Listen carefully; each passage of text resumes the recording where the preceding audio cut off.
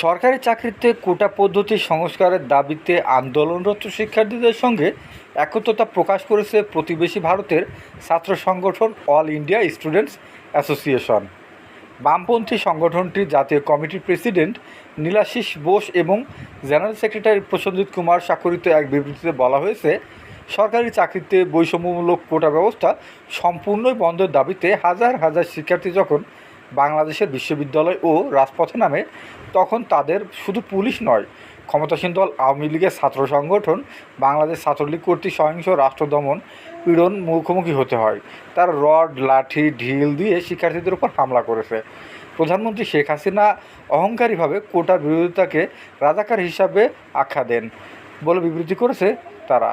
বিবৃতিতে আরও বলা হয়, আমরা বাংলাদেশের সংগ্রামী শিক্ষার্থী ও যুবকদের, বিশেষ করে সমাজতান্ত্রিক ছাত্র ফ্রন্টের ছাত্রনেতাদের সাথে নিরঙ্কুশ একতা প্রকাশ করছি, যারা মর্যাদাপূর্ণ ও নিরাপদ কর্মসংস্থানের জন্য এই সংগ্রামে নেমেছে, যারা লড়াই করে যাচ্ছে।